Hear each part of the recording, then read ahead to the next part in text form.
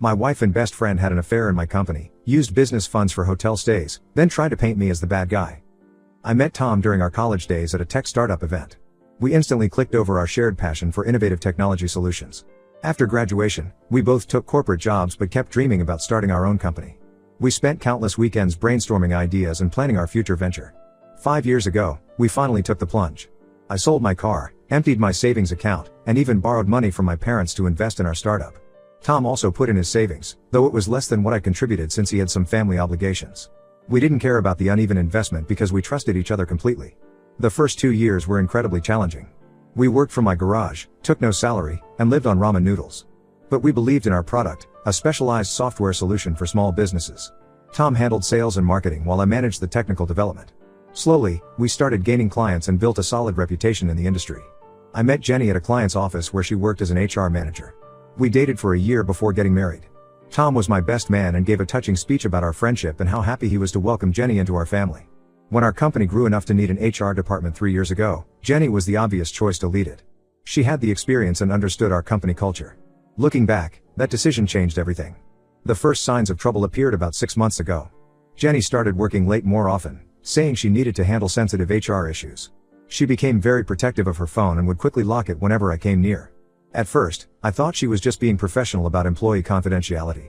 Tom and Jenny began having frequent closed-door meetings in his office. Sometimes these meetings would last for hours.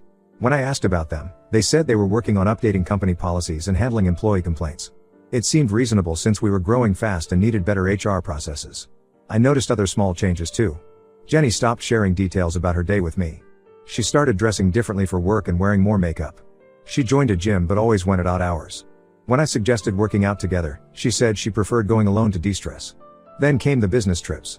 Tom and Jenny had to attend several HR conferences together since I was too busy with product development. They would share pictures of team dinners and group activities on our company Slack channel. Everything looked professional, but something felt off about their interactions. Last month, I had to visit a major client in another state. The meetings went well and we wrapped up early, so I decided to fly back home a day earlier to surprise Jenny. I reached the office around 7 p.m., expecting to find her working late as usual. The main office was empty but I noticed light coming from under Tom's office door. I heard muffled laughter as I approached. Not wanting to interrupt if they were in a meeting, I knocked softly. There was sudden movement and whispered voices. After what seemed like minutes, Tom opened the door looking flushed. Jenny was sitting at his desk, her hair messy and lipstick smudged. The room smelled of perfume and the blinds were drawn.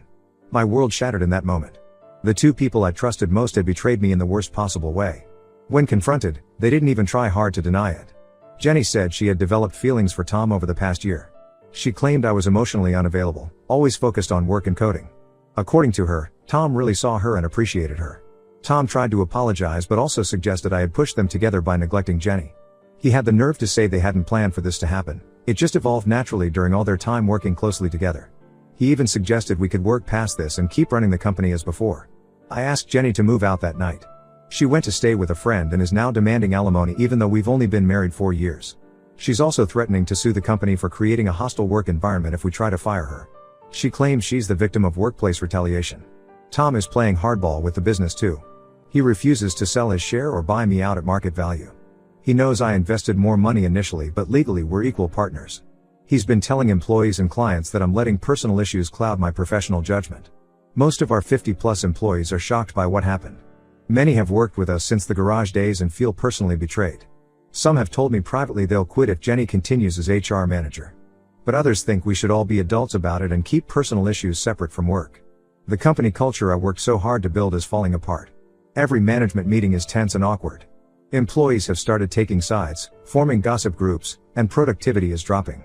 Meanwhile, Tom acts like nothing happened and Jenny keeps trying to have civil conversations about making this work. I've consulted 3 lawyers so far.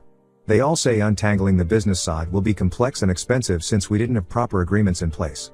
We were best friends starting a company, we never imagined needing protection from each other. My parents are furious and want me to fight them both legally. My brother offered to loan me money for legal fees. But I worry a messy court battle could destroy everything we built. Several key employees have already updated their LinkedIn profiles, probably preparing to jump ship. I feel trapped and betrayed. The company I built from scratch has become a prison where I have to face my wife's and best friend's betrayal every day. I'm sleeping badly, losing weight, and struggling to focus on work. But I refuse to let them push me out of my own company. Update 1. 2 weeks later, the last 2 weeks have been absolute hell. Jenny finally moved all her stuff out of our house last weekend. I stayed at my brother's place during the move because I couldn't bear to watch her pack up our life together. My brother supervised the whole thing to make sure she only took what belonged to her. While helping clean up afterward, my brother found a stack of receipts hidden in a shoe box at the back of our closet. There were hotel bills, restaurant receipts, and spa charges dating back over 8 months. Some were from hotels just 15 minutes from our house. They had been meeting for secret dates right under my nose all this time. What made me sick was realizing these expenses were charged to the company account. They coded everything as client meetings or team building events. There were even receipts from that HR conference 6 months ago. They had booked connecting rooms while telling me they were in separate rooms on different floors to save money. I confronted Tom about the receipts the next day at work. He tried to deny it at first, but finally admitted their affair started during a company off-site retreat last year. I had missed that retreat because my father was in the hospital. Apparently, they had been flirting for months before that, but used the retreat as an opportunity to take things further. The more I learn, the more their past behavior makes sense. All those times Jenny complained about having a headache when I wanted to be intimate, all the work emergencies that made her miss family events, all the late-night policy meetings with Tom, they were laughing at my stupidity behind my back. Jenny is still coming to work every day like nothing happened. She dresses professionally, handles HR matters efficiently, and maintains a calm demeanor. But she's been having private meetings with female employees, especially the newer ones. Through office gossip, I learned she's telling everyone her side of the story. According to her version, I was an emotionally distant workaholic who neglected her needs. She claims she tried to communicate with me, but I was always too busy with code. She portrays Tom as someone who listened and supported her through her emotional isolation. Some people are actually buying this narrative. The real shock came when Lisa, one of our project managers, quit yesterday. She's been with us since the early days and was one of our most valuable employees. In her exit interview, she said she couldn't work in an environment where the HR manager sleeps with leadership. 5 other employees have updated their resumes on LinkedIn. Tom has been doing damage control his own way. He called 3 of our major investors last week, painting me as unstable and vindictive. He suggested my emotional state might harm the company and that they should consider backing him as sole CEO. 2 investors called me expressing concerns about the company's stability. After the 3rd investor call, I finally snapped. I called an all-hands meeting and told everyone the truth. I showed them the timeline of receipts proving Tom and Jenny's deception. I explained how they used company money to fund their affair. I laid out how they're now trying to push me out of my own company. The reaction was mixed. Most employees were disgusted by Tom and Jenny's behavior, especially the misuse of company funds. But a small group, mainly Tom's sales team, defended them. They argued that workplace romances are common and suggested I was being vindictive. One sales guy even said I should be man enough to handle it. The stress is really getting to me. I've lost 12 pounds in 2 weeks. I wake up at 3 a.m. every night with anxiety attacks. My brother wants me to see a doctor, but I can't show any weakness right now. Tom would use that against me with the investors. I've stopped attending management meetings with Tom. Everything goes through email now, which I copy to my lawyer. We only speak when absolutely necessary for client issues. The tension in the office is unbearable. Even the lunchroom has divided into pro-Tom and pro-me camps. Jenny tried to corner me in the parking lot yesterday. She was crying, saying she never meant to hurt me and that she still cares about me. She claims she and Tom are genuinely in love and asked me to find it in my heart to forgive them. I just walked away. Her tears might work on others, but I keep remembering those hotel receipts. My lawyer says we need to be strategic. Firing Jenny would likely trigger a lawsuit, which could scare away investors. Buying out Tom would be expensive and he's unlikely to agree to a fair price. Meanwhile, our biggest product launch of the year is approaching and the development team is behind schedule because of all the drama. I never imagined my life would turn into this corporate soap opera. The company I built from nothing has become a battlefield. My marriage is over. My best friend is now my enemy. Half my employees are updating their resumes. And I have to somehow keep this ship afloat while fighting a war on all fronts. Update 2, 1 month later, last week changed everything when I received an anonymous email from someone claiming to be a former employee at Tech Pro Solutions, where Tom and Jenny worked before joining my company. The email said this wasn't the first time they'd done this, they had an affair at Tech Pro too, which ended with Jenny leaving her then husband Mark. I spent several days investigating this lead. Through LinkedIn, I found and reached out to some former Tech Pro employees. Most ignored me, but one agreed to talk. Sarah, their former office manager, filled me in on the whole story. Jenny was married to her college sweetheart Mark and had been at Tech Pro for 3 years when Tom joined as sales director. According to Sarah, Tom and Jenny started getting close during company events. They had the same pattern, late night meetings, business trips together, hushed conversations that stopped when others entered the room. Mark apparently had no idea. He would drop off lunch for Jenny at work, bring her coffee in the mornings, and attend all company events to support her. Everyone at Tech Pro felt horrible for him. He was completely devoted to Jenny while she was sneaking around with Tom. The affair came out when Mark surprised Jenny at work for their anniversary and found her with Tom in the conference room. The fallout was huge. Jenny filed for divorce the next week and moved in with Tom. But 3 months later, Tom broke things off once office gossip got too intense. He claimed it was damaging his professional reputation.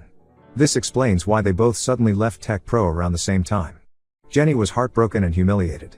Tom started looking for new opportunities, which is when he reconnected with me. When Jenny showed up later for the HR position at our company, Tom had assured me hiring her wouldn't be awkward since they barely knew each other from Tech Pro. When I confronted Jenny with this information, she broke down completely. Through tears, she admitted everything. She said after her divorce, she went through a deep depression. When Tom reached out 2 years later saying he'd made a mistake and still had feelings for her, she believed him. He pursued her after she joined our company, promising things would be different this time. I took all this information to our board of directors, including evidence of their pattern of workplace misconduct. The board was deeply concerned about potential liability issues. What if Jenny's ex-husband went public with the story? What if other employees sued for hostile work environment? Our company's reputation could be ruined. The board called an emergency meeting last Friday. Tom tried to do damage control by announcing that he and Jenny were in love and planning to get married. He claimed they wanted to handle things professionally this time and build a life together. The board wasn't impressed, especially after learning about their history of workplace affairs. The board suggested either Tom or I should step down to protect the company. They're concerned about the impact on employee morale, client relationships, and our upcoming funding round. We're currently negotiating terms, but Tom is demanding a much larger payout than his shares are worth. Meanwhile, 3 more employees quit this week. Our productivity has tanked. The development team is missing deadlines because they're distracted by all the drama.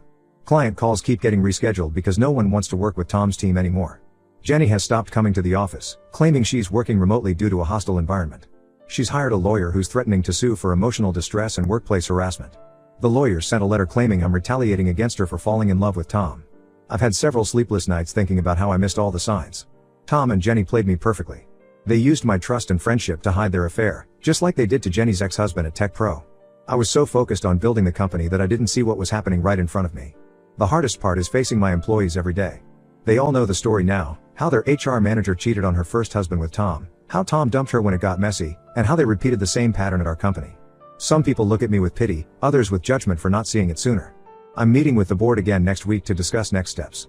My lawyer thinks we have a strong case if it goes to court, especially with the Tech Pro evidence. But litigation would be expensive and time-consuming. Plus, dirty laundry like this could scare away potential investors or buyers. I need to decide if fighting them is worth potentially destroying everything I've built. Update 3, 3 months later, the situation finally reached its conclusion, though not quite how I expected. After our last board meeting, they hired an external consulting firm to review our company culture and conduct a thorough investigation of recent events. What they uncovered was far worse than anyone anticipated. The consultants interviewed current and former employees, reviewed email communications, and analyzed company expenses. They discovered Tom had a pattern of inappropriate behavior with several female employees. 2 former employees came forward saying they'd felt pressured by Tom to go on dates with him, but had been afraid to report it to HR since Jenny was clearly on his side. The investigation also uncovered that Tom had been secretly meeting with our competitors. Email records showed he'd been sharing proprietary information while trying to secure a position for himself and Jenny at a rival company. He was essentially trying to force me out while setting up his own exit strategy. When presented with this evidence, the board immediately asked Tom to resign. He tried to fight it, threatening to sue for wrongful termination. But when the board mentioned a potential criminal investigation into his misuse of company funds and sharing of trade secrets, he quickly changed his tune. After 2 weeks of negotiations, Tom agreed to sell his stake in the company. The final settlement was much lower than what he'd initially demanded, given the evidence against him. Jenny quit the next day without any formal announcement. I heard through office gossip that they moved to Seattle together, where Tom apparently had another job lined up. The aftermath has been challenging but necessary. We've completely restructured our management team and brought in a new HR director with extensive experience in corporate ethics. We implemented strict policies about workplace relationships and created better reporting systems for employee concerns. Most of Tom's sales team left with him, but honestly, that's been a blessing in disguise. The new people we've hired are more focused on building long-term client relationships rather than just closing quick deals like Tom's team did. Our revenue took a hit initially but has been steadily recovering. The hardest part was rebuilding trust with our employees. I've made a point of being more transparent about company decisions and encouraging open communication. We have regular town halls now where everyone can voice their concerns without fear of retaliation. On a personal level, I'm still processing everything.